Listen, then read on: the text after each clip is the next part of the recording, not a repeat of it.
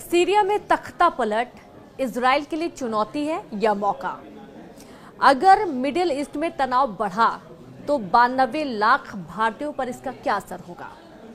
नमस्कार, बहुत स्वागत है आपका न्यूज़ 18 मध्य प्रदेश छत्तीसगढ़ के इस डिजिटल प्लेटफॉर्म में। मैं हूं रीनू यादव। सीरिया में अब सुपर पावर्स का युद्ध तय हो गया है। कमांडर अबू मोहम्मद अल जुलानी ने अभी तक सीरिया पर कब्जे का ऐलान भी नहीं किया था और उनके लड़ाके सीरिया की राजधानी दमिश्क पर जीत का जश्न ही मना रहे थे कि सीरिया पर बम बरसने लगे। जीत का जश्न शांत हो गया। सीरिया में अमेरिका आ गया। धमाके के साथ जंगी जेट से बम बरसाकर 75 ठिकाने दहलाकर सुपर पावर ने दिखा दिया कि जब वो दुश्मन को मारता है तो उसे रोने भी नहीं देता। अमेरिका तब तक मारता है जब तक दुश्मन का दम ना उखड़ जाए। सुपर पावर ने सीरिया महायुद्ध का ट्रेलर दिखाया है, वो भी पुतिन को। बशर अल असद को पनाह देने वाले पुतिन कुछ करते उससे पहले अमेरिका ने सीरिया में एंट्री ले ली है। अमेरिका ने पहले ही साफ कर दिया था कि वो सीरिया पर नजर बनाए हुए है और कब और कैसे चोट पहुंचानी है, किसे मारकर पुतिन को मैसेज देना है, अब ये भी साफ हो चुका है। अमेरिकी सेंट्रल कमांड ने ऐलान किया है कि विद्रोही लड़ाकों के 75 अड्डे पर 140 बम बरसाए गए हैं। पेंटागन के मुताबिक सभी हमले सटीक और अचूक थे। अमेरिका के दुश्मनों को भारी नुकसान पहुंचा है, जिसके साथ ही सुपर पावर का सीरिया में ऑपरेशन रीलॉन्च हो गया है। अमेरिका ने अपने ऑपरेशन इनहेरेंट रिजॉल्व की नई सीरीज में कुर्द नेतृत्व वाली सायरन डेमोक्रेटिक फोर्सेस को भी साथ में जोड़ रखा है। कुर्द फाइटर्स की बशर से कट्टर दुश्मनी है और ये कुर्द फाइटर सीरिया में तख्ता पलट करने वाले कमांडर जुलानी और तुर्की के राष्ट्रपति एर्दोआन से भी युद्ध कर रहे हैं। वहीं सीरिया में अमेरिका के टारगेट पर आईएसआईएस के लड़ाके हैं।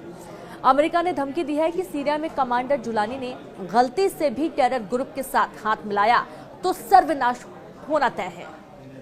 कमांडर जुलानी का सीरिया का सरगना बनना अमेरिका को रास नहीं आ रहा है और ना ही इजराइल को। एक तरह अमेरिका ने सीरिया में बम बरसाए तो इधर महज 10 घंटे के अंदर इजराइल ने कमांडर जुलानी के इलाकों पर 100 से ज्यादा हमले कर दिए। दावा तो यहां तक किया जा रहा है कि रूस भागने के बाद असद के सीरिया पर अब इजराइल एक बड़े इलाके में कब्जा करने जा रहा है। आखिर सीरिया में ये कैसा खूनी खेल, इसे अब इजराइल के हवाई हमलों से समझ सकते हैं।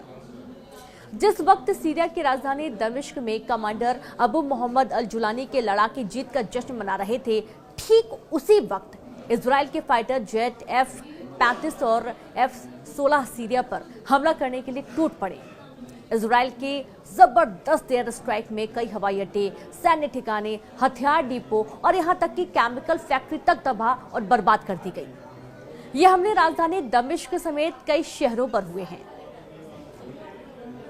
एर्दोगन का खासम खास जुलानी से अमेरिका नफे नुकसान का गुणा भाग कर रहा है और इससे भी ज्यादा सुपर पावर को खतरा इस बात से है कि बशर अल असद ने मॉस्को में डेरा जमा लिया है।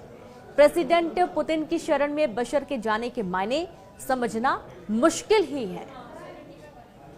रूस ही ऐसा देश है जो बशर को अमेरिका के ताप से बचा सकता है। प्रेसिडेंट पुतिन ही इकलौते लीडर हैं जो दोबारा बशर अल असद की वापसी दमिश्क में करवा सकते हैं। पुतिन बशर के मिशन इम्पॉसिबल को पॉसिबल बनाने का दम खम रखते हैं। पुतिन की कुछ मजबूरी भी बशर के हक में जाती है। पुतिन ने इशारे में जता भी दिया है कि सीरिया में क्या होने वाला है। वियना में रूस के राजदूत मिखाइल अलियानोव का ये मैसेज सीधे अमेरिका पर बड़ा तंज है और इसे पुतिन का ओपन ऐलान भी माना जा रहा है। मिखाइल ने पुतिन के इरादे जाहिर करते हुए लिखा है कि रूस कठिन परिस्थिति में अपने दोस्तों को धोखा नहीं देता और यही रूस और अमेरिका में अंतर है। मतलब ये कि रूस सीरिया में एक्टिव है और अमेरिका से ज्यादा गहरी पैठ रखता है। सीरिया में रूस और अमेरिका के सैनिकों के जमावड़े में बहुत बड़ा फर्क है। और चलिए अब ये एक वीडियो आपको दिखाते हैं जहां कमांडर जुलानी के लड़ाके जिस जेल का गेट खोल रहे हैं, इसे सीरिया का नर्क लोग कहते हैं और इस जेल में सीक्रेट बंकर हैं जहां टॉर्चर और तमाम टॉर्चर सेल हैं, फांसी घर हैं, बैरक अलग अलग बने हुए हैं। सीरिया की सैदनाया जेल की एक एक कोठरी खूनी नरसंहार की गवाह है। धरती के नीचे 3 तल्ले में फैली इस सुरंग नुमा जेल से जुड़े दिल दहलाने वाले किस्से हैं। कमांडर जुलानी के कट्टर लड़ाके इस जेल को बशर अल असद का बूचड़खाना भी कहते हैं। साल 1990 में बनाई गई ये जेल 24 आते आते बंद कर दी गई। अब भी इस जेल के कुछ सेल के गेट खुले नहीं रहे।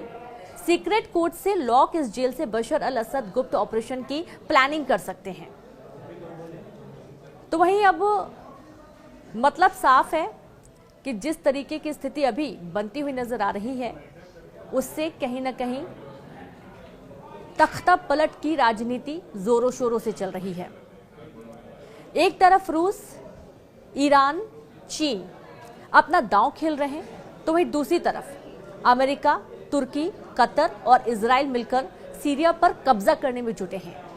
सीरिया और इजरायली सेना के दावों के मुताबिक लगभग 18 घंटे पहले इजरायली वायुसेना ने F-35 और F-16 जेट से सीरिया पर ताबड़तोड़ एयर स्ट्राइक की है। दावा यह भी किया गया कि सीरिया की राजधानी दमिश्क के काफर सूसा पर बड़ा हवाई हमला हुआ है और इसके अलावा इजरायली जेट्स ने माउंट कौसिलोन में मौजूद हथियार डिपो को भी उड़ा दिया है।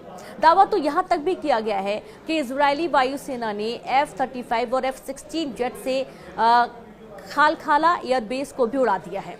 दावा यह भी है कि इस एयरबेस पर कई तरह की मिसाइलें मौजूद थीं जो जुलानी के लड़ाकों के हाथ लग सकती थी। अब सवाल ये उठता है कि इजरायली सेना सीरिया में इतनी तेजी से हमले कहां और क्यों कर रही है, तो जरा इस पर भी आप समझ लीजिए। दरअसल सीरिया में विद्रोह हमलों के बाद हुए असद सरकार के पतन के महज 6 घंटे बाद ही इजराइल ने गोलान हाइट्स के पास सीरियाई इलाकों में अपनी सेना भेज दी। इजराइल ने इस तैनाती को अपनी सुरक्षा के लिए जरूरी बताया है और इजराइल के इस नए ऑपरेशन का पूरा फोकस अभी सीरिया के 3 इलाकों में ज्यादा है, जिनमें कुनैत्रा, नबा और दारा है। इजराइल ने सीरिया में करीब 100 से ज्यादा हवाई हमले किए और वह लगातार अपने हमलों का दायरा बढ़ा रहा है। इजराइल ने गोलान हाइट्स से निकलकर डिमिलाइट्स जोन में भी अपने हमले शुरू कर दिए हैं और इजराइल अब सीरिया के 14 किलोमीटर तक के इलाकों में घुस गया है। हालांकि इस कब्जे को इजरायली अधिकारियों ने अस्थायी कब्जा बताया है। कुछ वॉर एक्सपर्ट्स का मानना है कि इजराइल को पहले से ही इसकी उम्मीद में थे कि जब विद्रोही गुटों का सीरिया पर कब्जा हो तभी वो अपने ऑपरेशन स्टार्ट करें ताकि उसको जवाब देने के लिए इन इलाकों में कोई सेना ना हो। लेकिन सीरिया में अमेरिका के करीब 900 सैनिक हैं और अमेरिका सीरिया में ज्यादातर बमबारी खाड़ी देशों में मौजूद सैन्य अड्डों से अंजाम देता है और दूसरी तरफ रूस ने सीरिया में नेवल और एयर बेस बना रखे हैं, वो भी 2017 को हुए समझौते के बाद 49 साल आगे के लिए। साल 2015 में बनाए गए खामेइम एयरबेस पर रूस के तमाम लड़ाकू हेलीकॉप्टर की तैनाती है। वहीं टार्टस नौसैनिक पर रूसी नेवी के ज्यादातर जंगी हथियार तैनात हैं, जिनसे पुतिन जब चाहें जिसे चाहें सीरिया से मारकर भगा सकते हैं।